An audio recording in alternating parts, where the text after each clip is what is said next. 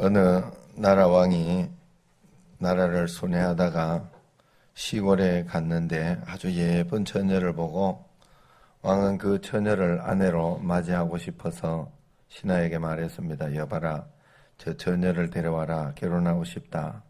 그러니 신하들이 한마디로 거절했습니다. 폐하, 그것은 안 됩니다. 왕의 신분으로 천민과 결혼하면 안 됩니다. 그러니까 내가 그럼 시골로 내려가서 거기서 결혼하고 싶다. 그러니까 신하가 또 말합니다. 폐하, 그것도 안 됩니다. 왕의 신분으로 시골에 내려가서 살면 안 됩니다. 그러나 왕은 그 여자를 너무도 사랑해서 결단을 내렸습니다. 왕의 자리를 포기하고 일반 백성이 되어서 시골에 내려가서 그 처녀를 사랑하며 지내다가 결혼했다고 합니다. 이 이야기는 덴마크 신학자 키에르케고르가 하나님의 사랑을 전하려고 쓴 왕과 시골 처녀의 사랑이라는 그런 글입니다. 여러분, 오늘은 하나님의 아들 예수님이 사람으로 오신 성탄절인데 예수님이 왜 이렇게 사람으로 이렇게 오셨을까? 첫 번째는 하나님을 우리에게 보여주시려고 오신 것입니다. 여러분, 하나님은 영이시기 때문에 육신이 없고 보이지 않습니다. 그래서 하나님을 우리에게 보여주시려고 예수님이 오신 것입니다. 사람들은 다 하나님을 보고 싶어 합니다. 그래서 하나님을 따르던 제자 빌립이 예수님께 질문했지요. 주여, 아버지를 우리에게 보여주옵소서. 그러면 족하겠나이다. 그 질문을 들은 예수님이 빌립아, 네가 이렇게 오래 내가 너희와 함께 있었으되 네가 나를 믿지 못하였느냐? 나를 본 자는 아버지를 보았거늘 어찌하여 아버지를 보이라 하느냐? 나는 아버지 안에 있고 아버지는 내 안에 계신 것을 네가 믿지 아니하느냐? 내가 너희에게 이르는 말이 스스로 하는 것이 아니라 아버지께서 내 안에 계셔 그의 일을 하시는 것이라. 내가 아버지 안에 있고 아버지께서 내 안에 계심을 믿으라. 그렇지 못하겠거든 행하는 그 일을 인하여 나를 믿으라. 그렇게 이야기를 하셨습니다. 오늘 본문의 18절에도 보면 본래 하나님을 본 사람이 없으되 아버지 품속에 있는 독생하신 하나님이 나타내셨느니라. 그렇게 말합니다. 오늘 말씀 1절에도 보면 예수님은 하나님의 뜻을 전하는 말씀으로 태초에 말씀이 계시니라. 이 말씀이 하나님과 함께 계셨으니 이 말씀은 곧 하나님이시라. 그가 태초에 하나님과 함께 계셨으며 라고 이야기하죠. 그래서 그 말씀으로 우리에게 하나님을 보여주시기 위해 오셨다. 그래서 지금은 여러분 이제 2000년 전에는 예수님이 몸으로 오셔서 보여주셨지만 지금은 그 예수님을, 영으로 계신 예수님을 어떻게 만나느냐? 우리가 하나님의 말씀으로 만나는 거예요. 그래서 여러분 오늘 새벽에도 말씀을 들으면서 큰 은혜를 받아야 돼요. 예배를 드리면서 하나님의 말씀을 받아야 돼요. 우리는 세상의 음성과 말씀을 듣고 사는 사람들이 아니에요. 우리는 하나님의 나라를 사는 사람들이거든요. 우리가 사는 나라는 다르다 그랬어요. 예수님이 너가 생각하는 나라와 내가 생각하는 나라는 다르다 그랬어요. 그게 바로 우리는 영의 나라를 지배를 받고 있다는 거예요. 육신의 땅에 살고 있지만 영의 나라의 지배를 받고 있기 때문에 우리는 누가 세상 사람들이 교만하지 마라 이야기하지 않았음에도 불구하고 우리는 하나님의 말씀의 통치를 받으면 세상에는 좀 교만해도 괜찮아요. 그리고 세상에는 속으로 좀 죄 짓거나 그렇게 한다고 누가 신경 쓸 사람 아무도 없어요. 겉으로 보이는 것에만 피해주지 않고 보이는 것에만 그렇게 하지 않으면 돼요. 그런데 우리는 하나님의 통치, 영의 통치를 받는 사람이기 때문에 그렇게 살 수가 없어요. 우리는 다르다고요. 세상에는 눈에 보이는 법만 딱 지키면 되지만 우리는 그 법도 지키지만 그 법을 넘어서는 사람들이단 말이에요. 그걸 우리가 꼭 알아야 돼요. 이걸 알고 믿지 못하면 세상 사람들과 똑같을 거 아니에요. 교회 와도 맨날 시기 질투 싸우고. 그래서 그런 성경은 그렇게 하면 복을 못 받는다 그랬어요. 우리가 하나님 앞에서 우리는 하나님 나라를 사는 사람인 줄 알고 영에 하나님을 매일매일 만나는 사람들이, 말씀을 매일매일 받는 사람들이라 하는 거예요. 그래서 우리가 그 말씀을 듣고 그 말씀대로 실천함으로 하나님을 만나고 하나님을 체험하며 사는 우리 모든 성도가 되어야 할 줄로 믿습니다. 그래서 매일매일 하나님 말씀을 분별하고 순종하는 여러분, 제가 꼭 되어야 됩니다. 보이지 않는 하나님을 만나기 위해 보이지 않는 우리의 영을 사용해서 하나님의 말씀을 순종해야 돼요. 예수님 당시 로마가 많은 나라를 지배할 때 장군들이 여기저기 나가서 전쟁을 치르며 로마의 영토를 확장했어요. 수많은 지역에 나가 전쟁하는 장군들을 지휘하는 황제의 가장 큰 고민은 작전 지시를 전달하는 방법이었습니다.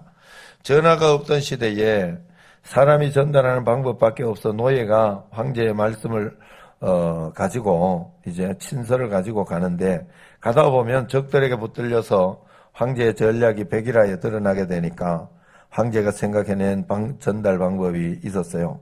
그건 바로 노예의 머리카락을 깎고 머리에다가 황제의 말씀을 바늘로 찔러서 거기에 먹물을 뿌리고 이제 뭐 하는 거예요? 그렇게 하면 문신을 새기는 거죠. 그러면서 머리카락이 자라면 장군에게 보내어 가다가 적에게 붙잡혀도 비밀이 탄로나지 않았다는 거예요. 그래서 황제가 보낸 노예가 장군에게 오면 장군은 노예의 머리카락을 깎아서 황제가 자기에게 주는 작전 명령을 받아 그대로 준행했다고 하죠. 그래서 노예가 장군에게 오면 노예가 왔다 그렇게 말하지 않고 황제의 말씀이 왔다 그렇게 말하면서 노예를 영접했다고 해요. 여러분, 예수님이 하나님의 말씀으로 하나님의 뜻을 가지고 오셔서 우리에게 하나님을 보여주고 하나님의 뜻을 이루셨다는 것을 꼭 기억해야 합니다. 그럼 우리에게 대한 하나님의 뜻이 뭐냐? 죄를 짓고 지옥에 가는 사람들을 구원해서 영생을 주는 것이 하나님의 뜻입니다. 매일매일 복음을 전하고 하나님 말씀에 순종하며 살아가는 여러분과 저가 되기를 축원합니다. 두 번째는 하나님의 은혜와 진리를 주시려고 오셨습니다. 14절 말씀을 보면 말씀이 육신이 되어 우리 가운데 거하시며 우리가 그 영광을 보니 아버지의 독생자의 영광이요 은혜와 진리가 충만하다 그랬어요.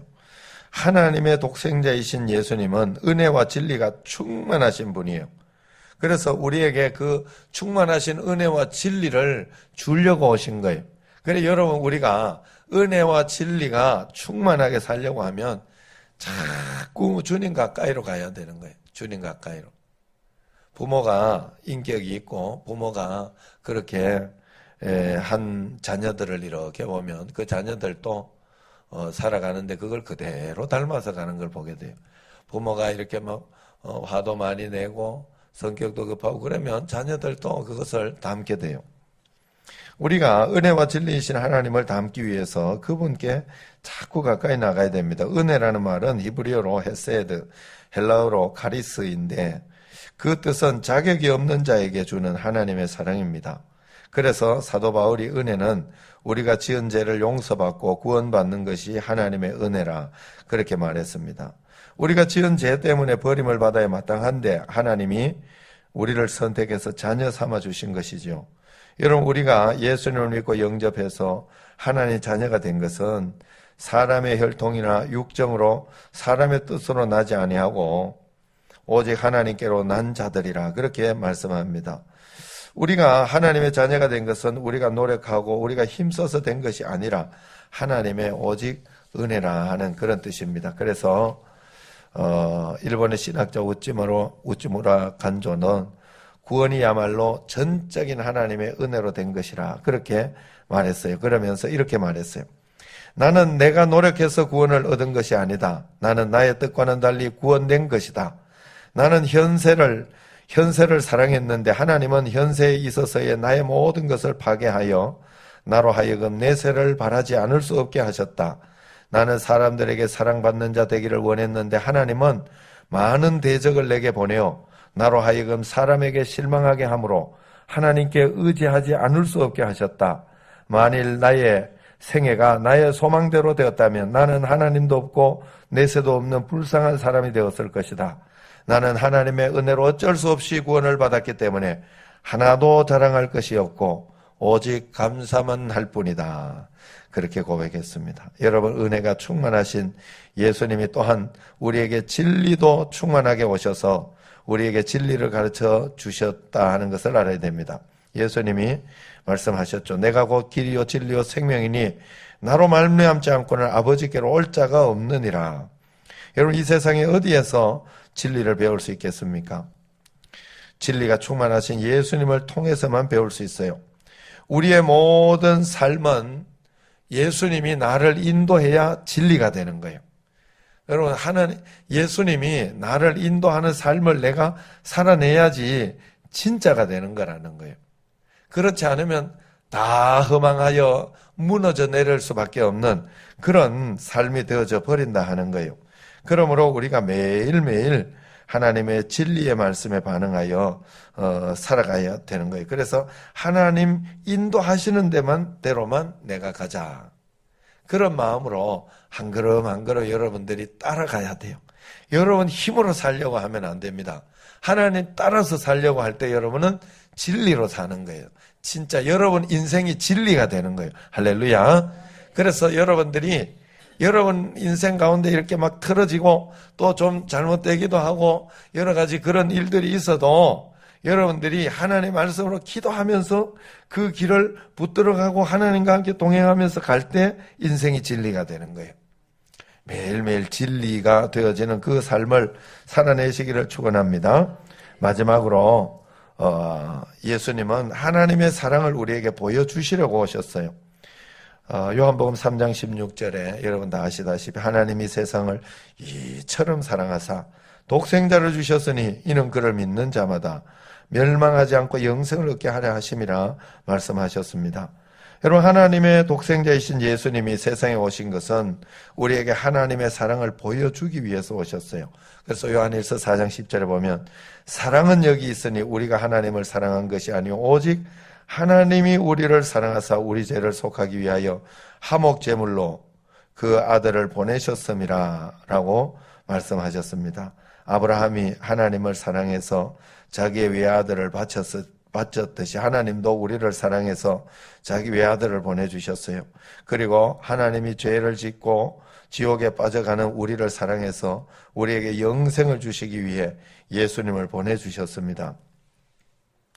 영국의 에드워드 8세는 1936년 1월에 왕이 되었는데 당시 41세였지만 아직 결혼을 안 했습니다. 그런데 그 에드워드 1세가 마침내 왕의 마음에 드는 여자가 있었어요. 그런데 이 여자는 런던 사교계의 히로인이었죠. 윌리스 심펀슨이라는 이 여자는 한번 결혼했다가 이혼했고 미국인으로 왕비로서는 적합하지 않다고 왕실과 국회, 여러 지방자치장들이 모두 반대했어요.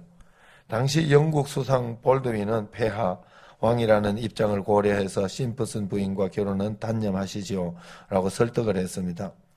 그래서 그래도 그 왕은 왕위보다는 사랑을 선택하기로 결심하고 1월 달에 왕에 올랐다가 12월 10일 11개월 만에 왕을 사임하면서 나는 사랑하는 여자와 여자의 조력 없이는 왕으로서 의무를 완수할 수가 없다 선언하고 왕위를 동생인 조지 6세에게 물려주고 그 이듬해 심프슨 부인과 정식으로 결혼해서 이 사건이 왕관을 그은 사랑이라 해서 영국뿐 아니라 전 세계를 떠들썩하게 한 적이 있습니다. 여러분, 영국 왕이 사랑을 위해서 왕의 자리를 버렸듯이 하나님의 아들 예수님이 우리를 사랑해서 천국의 왕관을 버리고 내려오셨다 하는 사실을 꼭 기억해야 합니다. 여러분, 그래서 이런 사랑을 받은 우리가 가끔씩 그런 이야기를 해요. 우리 집에서 이렇게 보면 자식들은 아빠가 엄마를 사랑하는 게 보이는가 봐. 자식들은. 그래서 예정이나 이렇게 보면 엄마는 참 고마운 줄 모른다. 그런 이야기를 하고, 그래. 그런데 가끔 저도 이렇게 보면, 어떤 이야기를 하거나 이럴 때 조금 과하게 할 때 있죠. 예, 저도 성격이 있고, 뭐, 그래서 그런데 사실은 그게 밉거나 싫거나 그래서 하는 이야기는 잘 없어요. 웬만하면 정말 교회에서 이런 거 있거나 저런 거 있을 때 그러지 마라. 이럴 때도 과하게 하는 것은 혹시나 다칠까봐, 혹시나 그것 때문에 욕먹는 거, 뭐 이런 것 때문에 이야기를 해주는 거거든요. 근데 그게 다르게 좀 표현돼서 그런 거예요. 그럴 때 그걸 몰라주면, 아이, 저 자기를 위해서 하는 건데 몰라주면 좀 서운할 때가 있어요.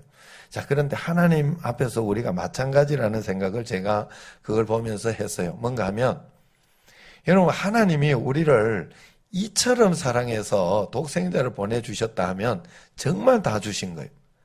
그래서 우리가 어떤 서운한 일이 있거나 당황스러운 일이 있고 살아가면 그런 일 많이 생기잖아요. 그래도 여러분들이 오해하면 안 돼요. 하나님 나를 사랑하신다. 이것 통해서 뭐 또 좋은 거 주시려고 그래나? 이걸 통해서 나를 어떻게 또 성장하시려고 그래나? 이걸 통해서 나를 어떻게, 그래, 여러분들이 혹시 지금 돈에 굉장히 쪼달리고, 돈 한번, 이거 진짜 원수로 갖고 싶다, 이런 마음이 그렇게 힘들다면 하나님 돈벼락 주시려고 그런지 몰라요. 보통 대부분 반대의 일들이 있을 때 그 고난이 굉장히 극심할 때가 있어요. 제가 우리 가정에 내가 가정 파괴적인 어떤 그런 어려움이 어렸을 때 있었잖아요. 그러니까 자녀들은 지금 같은 이 가정이나 이런 게 굉장히 행복하고 평안하게 간단 말이에요. 그거 이겨낸 거죠. 믿음 안에서. 그러니까 쉽게 속지 않아요. 그냥 쉽게 가정을 쉽게 생각하지 않아요, 저는. 그렇기 때문에 가정 이해도라든가 이런 것이 다르단 말이죠. 그렇기 때문에 여러분들에게 하나님 이처럼 우리를 사랑하셔서 여기에 오셨다는 사실만 기억하고 여러분들이 이거 이겨낼 수 있는 것이다. 이것은 좋은 것으로 반드시 역전되는 것이다 하는 사실을 믿고 믿음으로 한 걸음 한 걸음 나아갈 때 하나님 앞에 큰 역사가 있을 줄로 믿습니다. 우리가 그 하나님의 사랑을 잊지 말고 이 사랑이 믿어진다면 우리가 정말 하나님 앞에 감사하는 성도가 되고 또 어렵고 힘들고 그렇게 해도 믿음으로 기뻐하는 성도가 될 것이고 또 어떤 가운데에서도 이 삶에 있어서도 내가 걱정하고 두려워하는 삶이 아니라 담대하고 용기 내고 주님께 영광 돌리는 그런 삶을 살아낼 수 있을 것입니다. 나를 위해 목숨을 버리신 주님이시라면 나는 내게 언제나 가장 좋은 것으로 주실 것 아니겠습니까? 그러므로 매일매일 하나님을 오해하지 말고 하나님을 의심하지 말고 여러분 할 수 있는 성실로서 절대 하나님 틀리지 않아요. 여러분 절대 틀리지 않으니까 꼭 하나님 붙잡으셔야 돼요. 그래서 하나님 꼭 붙잡으셔서 붙잡는 방법이 새벽 기도 용사하는 거예요. 매일 또 이제 오늘부터 또 시작하는 100일 기도 100일 성경 읽기 시작하는 거 그게 내가 붙잡는 모습이에요. 방법이에요. 다른 방법이 없어요. 나는 하나님을 붙쫓아야 돼. 그냥 막 하나님 붙잡고 내가 질질 끌려 따라간다 생각하고 힘들 때는 그래라도 하나님 붙잡아야 그건 내가 할 일이요. 내가 할 일. 그만큼 사랑을 받아요. 반드시 그래요. 여러분 혹시 나는 왜 이렇게 고생만 하고 사랑도 못 받는 것 같고 그럴까 생각하는 사람 혹시 있으면 본인 탓입니다. 본인 탓. 내가 그만큼 안 사랑하는 거예요. 그만큼 하나님께 사랑을 안 보여준 거예요. 사랑을 보여주고 주님 앞에 애를 쓰면 반드시 그 사랑을 느끼게 돼 있어요. 체험하게 돼 있어요. 할렐루야. 매일매일 하나님 정말 적극적으로 사랑해서 그 사랑을 충만히 누리고 받는 여러분과 저가 되기를 주의 이름으로 축원합니다. 기도하겠습니다. 독생자로 우리에게 오신 하나님을 찬양합니다. 하나님 아버지, 저희들에게 주신 모든 것들, 우리에게 보여주셨고 또한 우리에게 말씀으로 보여주시고 은혜와 진리를 충만하게 우리에게 입혀주시고 그 사랑을 우리에게 보여주셨사오니 하나님 저희들이 온전히 하나님의 은혜 가운데 매일매일 그 사랑 가운데 담대하고 능력 있게 살아가게 하옵소서. 예수님 이름으로 감사하며 기도드리옵나이다. 아멘. 찬송가 114장.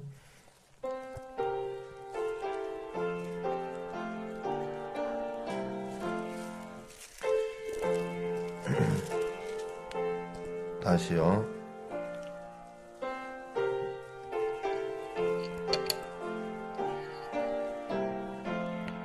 그 어린 주 예수 놀 자리 없어 그 귀하신 몸이 구유에 있네. 저 하늘의 별들 반짝이는데 그 어린 주 예수 골 위에 자네.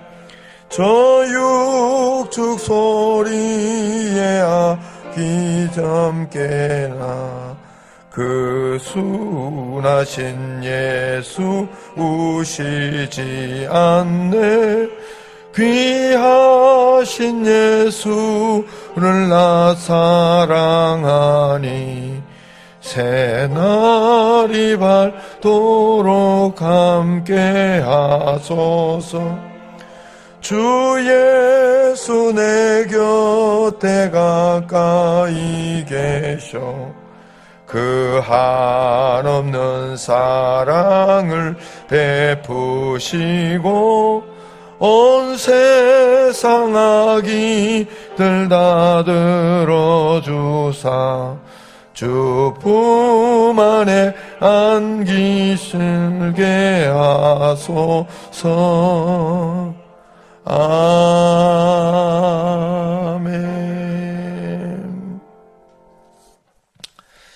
광고하고 마치도록 하겠습니다.